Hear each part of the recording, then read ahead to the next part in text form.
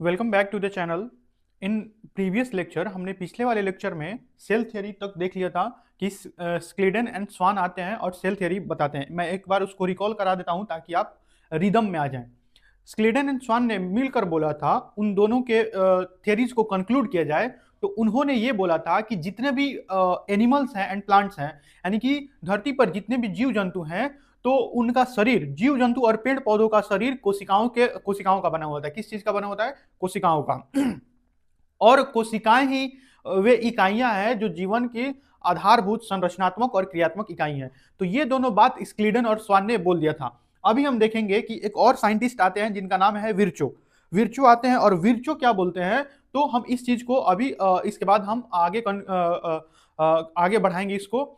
तो आप अभी नोट्स निकाल लीजिए और लिखना शुरू कर दीजिए। विर्चो एक वैज्ञानिक हैं और विर्चो आकर सेल थ्योरी के बारे में कुछ बताएंगे और वो दो चीज ऐड होकर मॉडिफाइड सेल थ्योरी बनेगी। क्या बनेगी? Modified cell theory. तो लिखिए विर्चो के बारे में।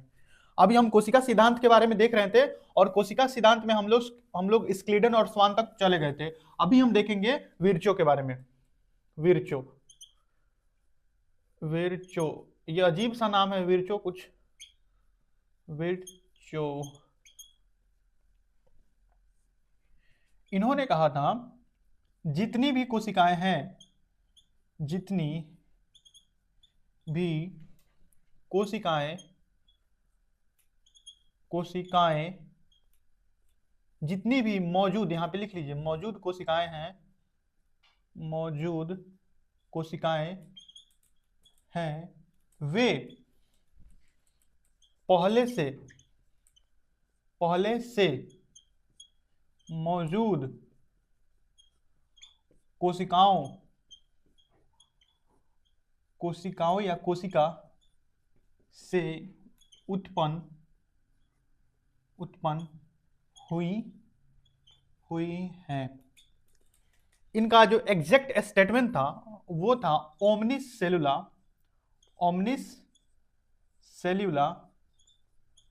ई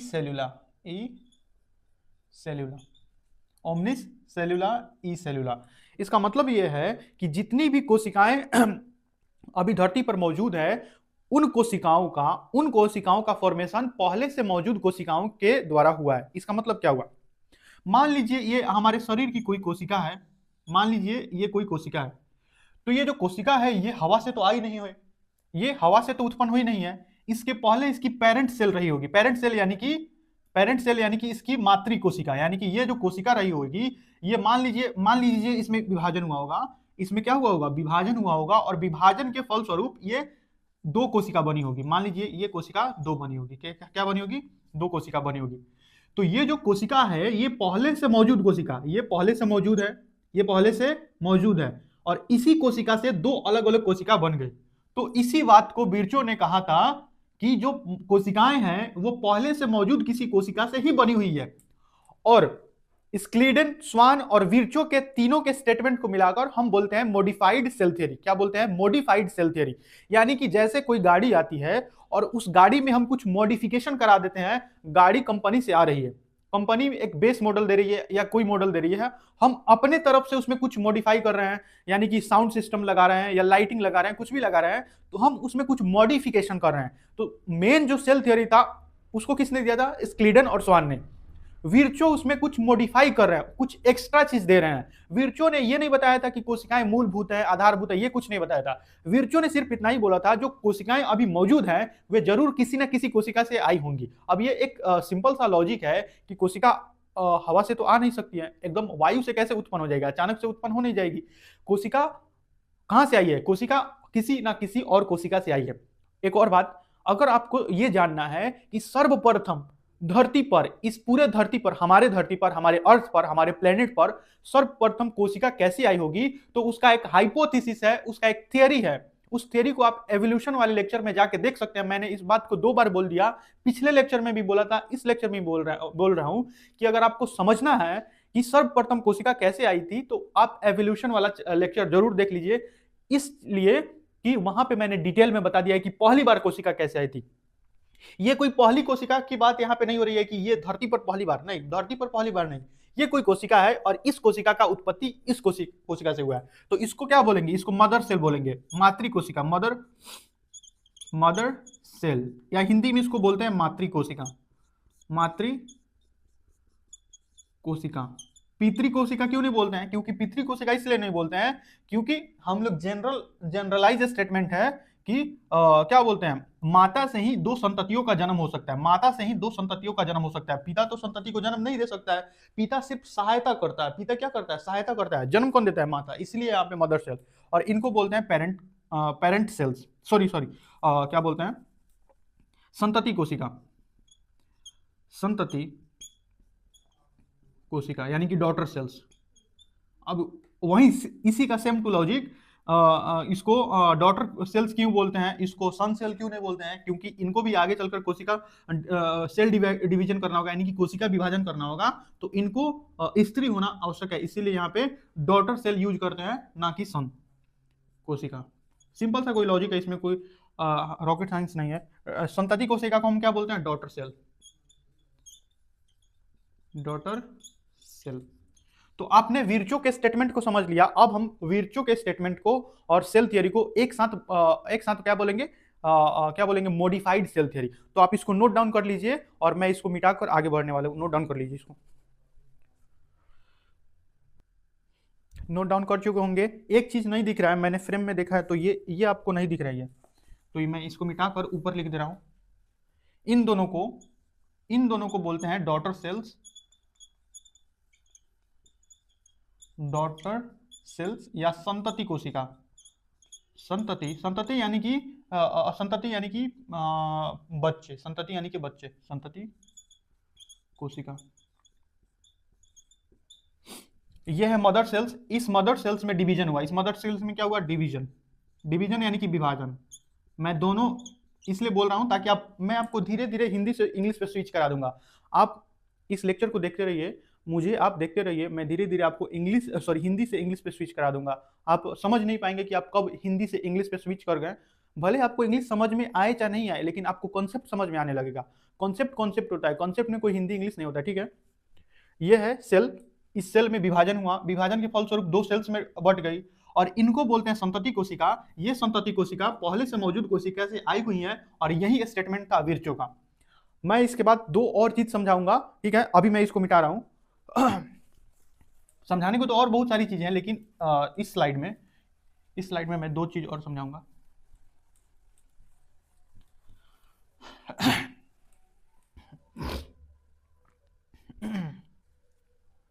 मॉडिफाइड सेल थ्योरी, मॉडिफाइड का मतलब समझ गए, मॉडिफाइड मतलब क्या होता है, सेल थ्योरी था उसमें कुछ मिला दिया गया, मॉडिफाइड सेल थ्योरी, कोशिका सिद्धांत, थ्योरी यानी कि सिद्धांत। ये हम किसको किसको बोलेंगे, स्क्लीडन प्लस स्वान स्टेटमेंट। स्क्लीडन और स्वान। स्क्लीडन क्या थे, ये एक बोटनिस्ट थे, बोटनिस्ट, और स्वान क्या थे, जूलॉजिस्ट थे, zoologist plus Virchow statement, Virchow. इन तीनों के स्टेटमेंट को मिलाकर मॉडिफाइड सेल थ्योरी बोला गया था। बोटनिस्ट मतलब क्या, बोटनिस्ट यानी वनस्पति विज्ञान के जानने वाले, वनस्पति विज्ञान को जानने वाले इंसान को हम क्या कहते हैं, बोटनिस्ट कहते हैं। और जंतु विज्ञान के जंतु शास्त्र का अध्ययन करने वाला व्यक्ति क्या होता है, जंतु शास्त्र का अध्ययन करने वाला व्यक्ति जूलॉजिस्ट कहलाता है। क्या कहलाता है, जूलॉजिस्ट।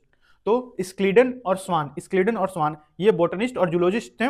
विर्चो एक और वैज्ञानिक हैं, और इन तीनों के स्टेटमेंट को मिलाकर हम क्या बोलते हैं, मॉडिफाइड सेल थ्योरी। और सिर्फ इनके स्टेटमेंट को, सिर्फ इनके कथन को मिला दिया जाए तो सिर्फ सेल थ्योरी बोलते हैं, लेकिन विर्चो को भी ऐड कर दिया जाए तो मॉडिफाइड सेल थ्योरी, ठीक है। मॉडिफाइड सेल थ्योरी, विर्चो ने क्या बोला था, इन दोनों ने क्या बोला था, आप अच्छे से समझ चुके होंगे। अब हम देखते हैं कि यूनिसेल्युलर क्या होता है एंड मल्टीसेल्युलर क्या होता है। यूनिसेल्युलर एंड मल्टीसेल्युलर, मिटा दूं ना, चलिए। ये एक अच्छा सा डस्टर हमारे एक स्टूडेंट बना के लाए हैं, बहुत अच्छा डस्टर है। लेकिन यूनिसेलुलर एक कोशिकीय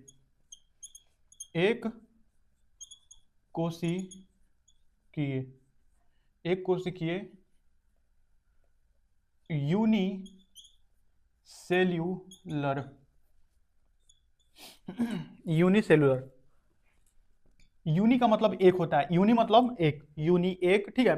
तो यूनि मतलब एक और सेलुलर मतलब कोशिका का, सो कोशिका का, यानी कि वैसे जीव समझ लीजिए।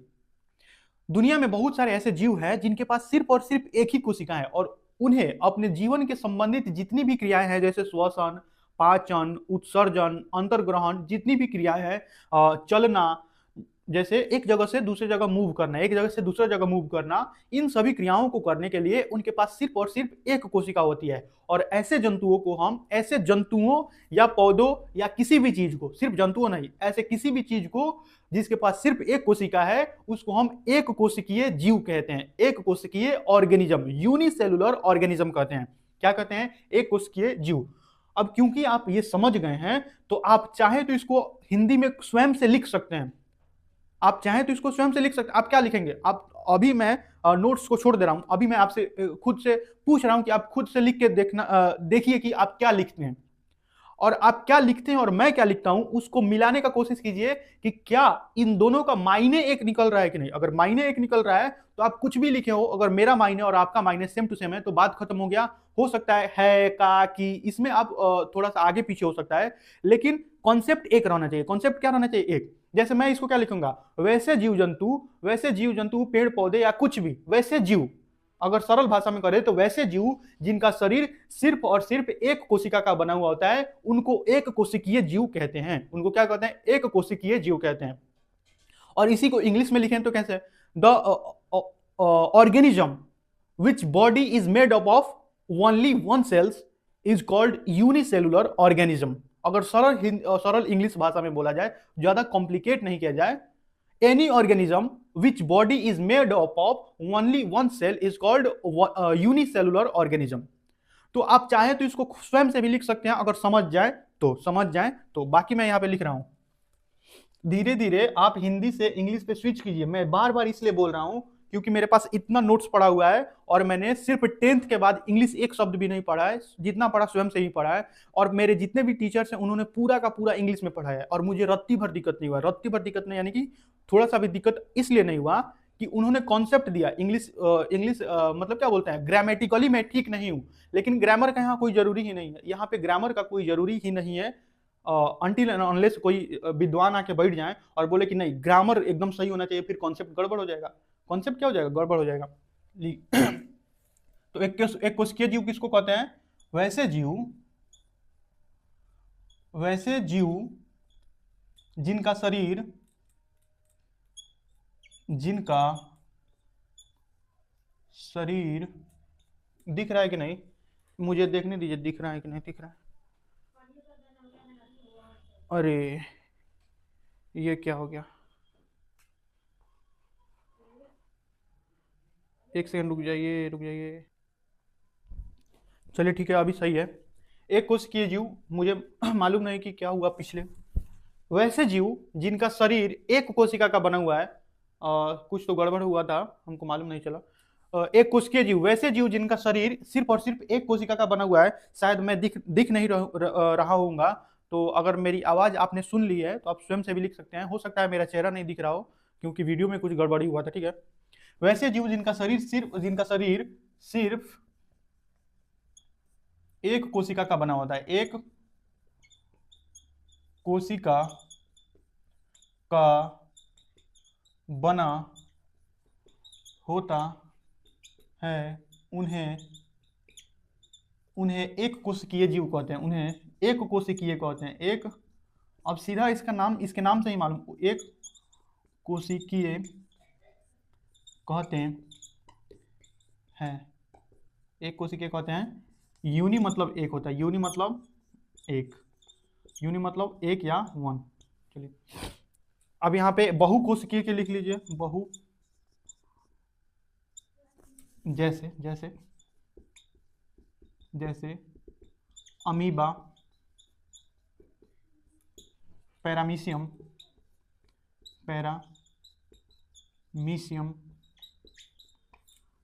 पैरामीशियम, उसके बाद बैक्टीरिया, उसके बाद क्लेमाइडोमोनास,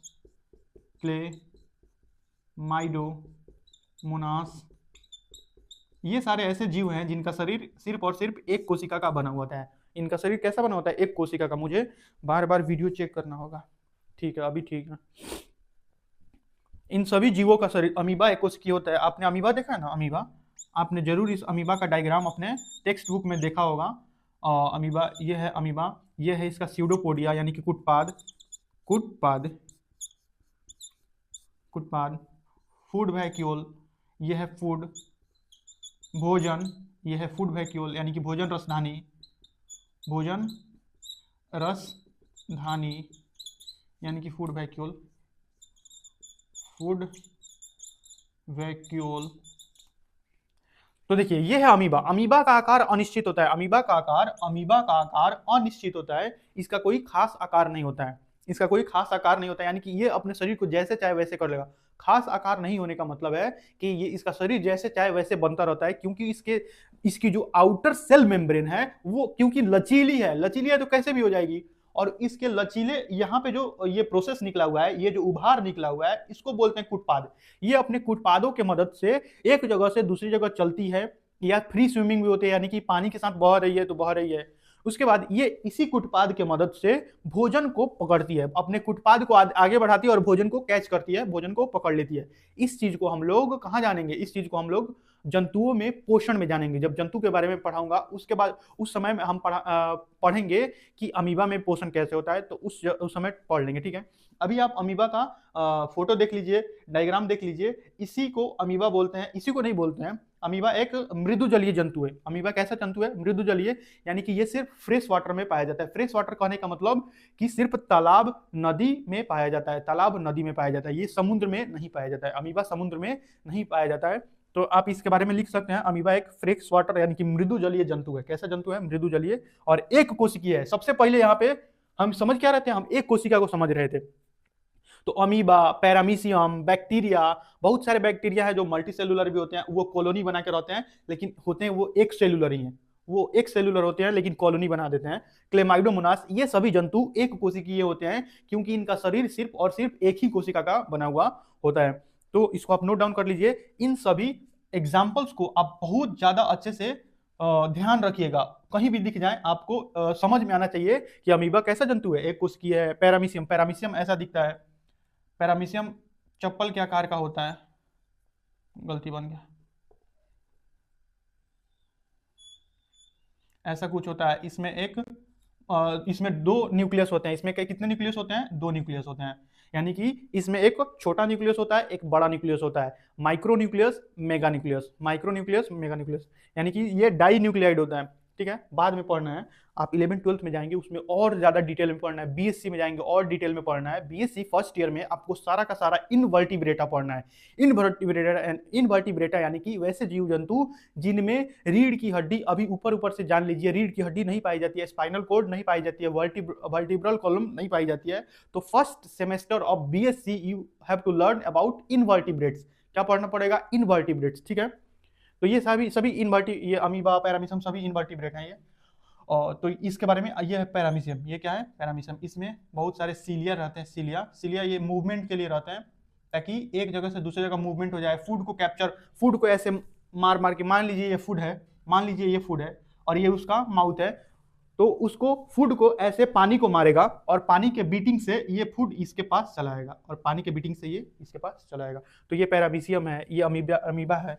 बैक्टीरिया को देख लीजिए। बैक्टीरिया, ये रहा बैक्टीरिया, एक कैप्सूल के आकार का बैक्टीरिया है, मान लीजिए ये बैक्टीरिया। और इसमें ये एक फ्लैजिलम है, फ्लैजिलम यानी कि फ्लैजिला। और इसमें बहुत सारे सीलिया हैं, छोटे छोटे सीलिया।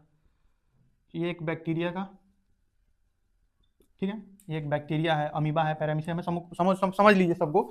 एक कोशिकीय डिटेल में 11th क्लास में जानना है। अभी मैं इसको मिटा रहा हूं, और मैं ऐसा समझता हूं कि आपको एक कोशिकीय का अर्थ समझ में आ गया हो, और आप चाहे तो स्वयं से भी लिख सकते हैं कि एक कोशिकीय का अर्थ क्या होता है। which organism the organism which body is made up of only one cell is called unicellular organism। और इसी चीज को आप बहुकोशिकीय के बारे में भी लिख सकते हैं। मिटा रहा हूं, ठीक है। बहुकोशिकीय जीव, हेडिंग डाल लीजिए बहुकोशिकीय, या टॉपिक डाल लीजिए बहुकोशिकीय। बहुत मजा आता है पढ़ने में। कोशिकीय, बहु कोशिकीय, बहु मतलब बहुत सारा, मल्टी सेल्यूलर। एक बार और देख लेने दीजिए, नहीं तो कैमरा को कुछ गड़बड़ी हो जा रहा है। कैमरा नहीं है, मोबाइल फ़ोन है, इसीलिए मोबाइल फ़ोन को कुछ गड़बड़ी हो जा रहा है। ठीक है, सही दिख रहा है।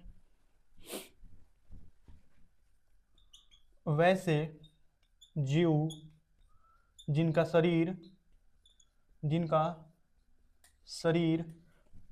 यहाँ पे क लिख देने, क, जिनका शरीर सिर्फ सिर्फ नहीं, अनेक कोशिकाओं का बना होता है, अनेक कोशिकाओं का बना होता है, उन्हें बहुकोशिकीय कहा जाता है, बहुकोशिकीय कहा जाता है। ठीक है, बहुकोशिकीय कहा जाता है। जैसे बोलिए, जैसे हम सब मनुष्य, कुत्ता, सुअर, गाय, भैंस, बैल, सब आएंगे, सब बहुकोशिकीय, जो भी दिख रहा है सब बहुकोशिकीय। ठीक है, कुत्ता, गाय, हाथी, ठीक है। तो ये सारे बहुकोशिकीय जीव हैं, इनका शरीर बहुत कोशिकाओं का असंख्य यानी कि लगभग करोड़ों अरबों खरबों कोशिकाओं की बनी हुई होती है, अरबों खरबों कोशिकाओं की बनी हुई होती है। हमारा शरीर अरबों खरबों कोशिकाओं से मिलकर बना हुआ होता है, इसीलिए हम सब मल्टी सेलुलर हैं। कैसे हैं? मल्टी सेलुलर एनिमल्स, यानी कि बहुकोशिकीय जीव। जैसे यहाँ पे तो जंतु है, जैसे पेड़ पौधे भी लिख लीजिए, आम का पेड़, किसी का पेड़, आम का पेड़ बोलने का मतलब पेड़ पौधे भी आ गए, पेड़ पौधे। तो ये सभी वैसे जीव जंतु हैं या पौधे हैं जिनका शरीर एक कोशिकाओं का नहीं, बहुत कोशिकाओं का मिलकर बना होता है, इसीलिए इनको मल्टी सेलुलर ऑर्गेनिज्म यानी कि बहुकोशिकीय जीव कहते हैं। क्या जीव कहते हैं? बहुकोशिकीय जीव। एक सवाल हमारे एनसीईआरटी टेक्स्ट बुक में दिया हो गया है कि जो सवाल नहीं, ये एक टॉपिक है कि जो बहुकोशिकीय जीव हैं वो भी एक ही कोशिकाओं से निर्मित होते हैं। जो बहुकोशिकीय जीव है, जो हम सब हैं, तो हम सब भी शुरुआत में, जब हमारे जीवन का शुरुआत हो रहा था, जब हम बन रहे थे, तो हमारा शरीर सिर्फ एक कोशिका का था। उसको मैं बता दे रहा हूं, उसके बाद इस वीडियो को हम लोग अंत करेंगे, इस लेक्चर को हम लोग क्या करेंगे? एंड करेंगे। तो मल्टी सेलुलर का मतलब आप समझ गए होंगे और यूनिसेलुलर का मतलब भी आप समझ गए होंगे। क्योंकि अगर आप मेरे सामने होते हैं तो मैं खुद से देखकर नोट्स बनवाता हूं कि आप कैसे लिख रहे हैं, आप किस पेन से लिख रहे हैं। बहुत सारी चीज मैं देख के बनाता हूं ताकि बच्चा सबको लिखने में आसानी हो, उसको समझ में आ जाए कि हमको किस चीज को कहाँ पे लिखना है, किस टॉपिक के नीचे लिखना है, कहाँ नहीं लिखना है। तो ये सारी चीजें, क्योंकि आप अभी मेरे सामने नहीं है, तो मैं क्या कहूंगा, इसको अच्छे से नोट्स में अच्छे से लिखेगा, समझ के लिखेगा, बिना समझे मत लिखेगा। ठीक है, मिटा दूं। तो एग्जैक्ट मुझे क्वेश्चन देखना होगा। क्वेश्चन क्या है? क्वेश्चन ये है, every multi cellular organism has come from a single cell how. एक सवाल है, एवरी मल्टी सेलुलर, सभी बहुकोशिकीय जीव,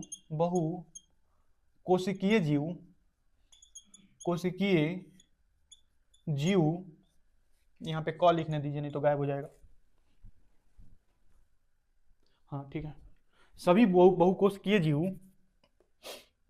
एक ही कोशिका से, एक ही कोशिका से उत्पन्न होते हैं या निर्मित होते हैं, उत्पन्न होते हैं। कैसे? ये एक सवाल है, कैसे? यानी कि अगर हम बहुकोशिकीय हैं और हम एक ही कोशिका से निर्मित हुए हैं, तो कैसे निर्मित हुए हैं? हाउ? इस सवाल को हम ठीक से समझ लेते हैं, उसके बाद इस क्लास को एंड किया जाएगा। ठीक है, इस दुनिया में जो भी जीव जंतु हैं वे सभी एक ही कोशिका से बने हुए होते हैं, कोशिकाओं के रिपीटिशन से, यानी कि 1 लाख रुपया भी है तो 1 लाख रुपया एक ही रुपया का रिपीटिशन है, यानी कि अगर 1 रुपया को बार बार जोड़ दिया जाए तो 1 लाख बन जाता है। उसी प्रकार से जितनी भी कोशिकाएं हैं, अरबों खरबों कोशिकाएं, उससे मतलब नहीं है, लेकिन मूल तो एक ही कोशिका है। हम देखेंगे कैसे कैसे। मान लीजिए ये मान लीजिए ये आदमी है, ये क्या है, आदमी है।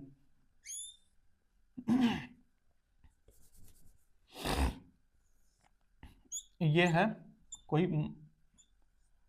आदमी, ये क्या है, आदमी। ये है एक आदमी हम बना दे रहे हैं, एक सुंदर सा आदमी हम बना रहे हैं, ठीक है।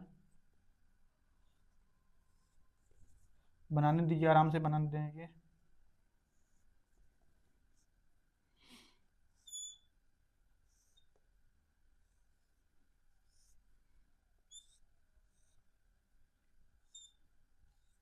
ये एक आदमी है, ये क्या है, एक आदमी है जो बैठ कर ध्यान कर रहा है। ये क्या कर रहा है, बैठ के ध्यान कर रहा है।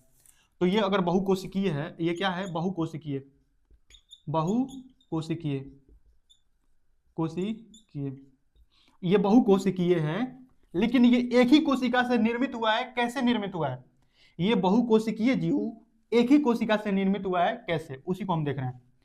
तो हम इसके पूर्व जीवन में चलते हैं। हम इसको क्या चलते हैं, पूर्व जीवन। मान लीजिए इसने यहाँ पे जन्म लिया होगा, यहाँ मान लीजिए यहाँ पे इसको 0 बोलते हैं, यहाँ पे इसका क्या होगा, जन्म, जन्म हुआ होगा, क्या हुआ होगा, जन्म। लेकिन ये इसके पहले गर्भ में है। कहाँ पे है, गर्भ, गर्भ काल, यानी कि अभी ये यूट्रस में है, अभी ये गर्भ में है, गर्भ में, कहाँ है, गर्भ में। लेकिन कभी तो ये अपनी माँ के गर्भ में रहना शुरू किया होगा। गर्भ में होना और शुरू होना, यानी कि ये क्या होगा, गर्भाधान। इसको अगर शुद्ध हिंदी में बोला जाए तो क्या बोलेंगे उसको, गर्भाधान। क्या बोलते हैं, गर्भाधान। तो ये जिस दिन गर्भाधान किया होगा उस दिन ये कितनी कोशिकाओं का होगा, ये इसके फादर के स्पर्म है, फादर का स्पर्म, यानी कि इसके पिता का ये है स्पर्म। इसको बोलते हैं शुक्राणु। क्या बोलते हैं इसको, शुक्राणु, शुक्राणु, यानी कि स्पर्म। प्लस यहाँ पे इनकी माता जी का ये है ओवम, ओवम, ओवम, अंडाणु, अंडाणु। हम इस सवाल को देख रहे हैं, इस सवाल का आंसर क्या होगा, इस सवाल को हम देख रहे हैं। यहाँ पे हम खेल नहीं रहे हैं, इस सवाल का आंसर हम देख रहे हैं कि इस सवाल का उत्तर, इस सवाल का उत्तर क्या होगा, ओवम। तो ये क्या बनेगा, ये बनेगा जाइगोट। ये क्या बनेगा, जाइगोट। क्या बनेगा ये, जाइगोट। जाइगोट को युग्मनज बोलते हैं। क्या बोलते हैं, युग्मनज। हो सकता है लिखने में गलती हो, हिंदी वाला, इंग्लिश वाला गलती नहीं हो सकता है। जाइगोट, जाइगोट से ये भ्रूण बनेगा। क्या बनेगा, भ्रूण। भ्रूण बहुत सारे विकास करता है, इसमें बहुत सारा विकास होगा, बहुत सारा विकास होगा। उसके बाद ये होगा, सॉरी, उसके बाद जन्म होगा, जन्म होने के बाद ये होगा। तो ये जो युग्मनज है ये यूनिसेलुलर होता है। ये जो फेज है, ये यूनिसेलुलर होता है, यूनिसेलुलर, सेल्यूलर। ये एक कोशिकीय होता है और यही इस सवाल का जवाब है। सभी बहुकोशिकीय जीव, सभी बहुकोशिकीय जीव एक ही कोशिका से उत्पन्न होते हैं। कैसे, तो यही जवाब है। शुक्राणु अंडाणु मिलते हैं, क्या बनता है, युग्मनज। और युग्मनज कैसा होता है, एक ही कोशिका का। लेकिन ध्यान देने लायक बात है, इसमें 23 क्रोमोजोम होता है, इसमें 23 को क्रोमोजोम होता है, और इसमें भी 23 क्रोमोजोम होता है, लेकिन इसमें 46 को क्रोमोजोम हो जाता है। अब क्योंकि मैं गो बोल रहा हूं तो आप इस बात से समझ जाएंगे, क्योंकि हम कहाँ हैं, हम यहाँ बिहार से हैं, तो गो बोल रहे हैं। 23 ठो क्रोमोजोम इसमें है, 23 ठो क्रोमोजोम इसमें है। इन दोनों क्रोमोजोम को मिला दिया गया, शुक्राणु और अंडाणु को मिला दिया जाएगा, युग्मनज बनेगा। युग्मनज माँ के यूट्रस से जुड़ जाएगा, यूट्रस से जाके चिपक जाएगा, और बाद में इसका विकास कितने महीने चलेगा, 9 महीने पूरा विकास चलेगा। तब एक बहुकोशिकीय जीव जन्म ले रहा है, जो बैठकर ध्यान कर रहा है। जो क्या कर रहा है, बैठकर ध्यान कर रहा है। नहीं, इसका कान हम गलती बना चुके हैं, इसका कान सही करने दीजिए। जो भी ध्यान करेगा उसका कान थोड़ा सा ऐसा हो जाएगा। हाँ, ये कान हो गया, ये अच्छा कान है। डिटेलिंग पूरा सही होना चाहिए, डिटेलिंग पूरा।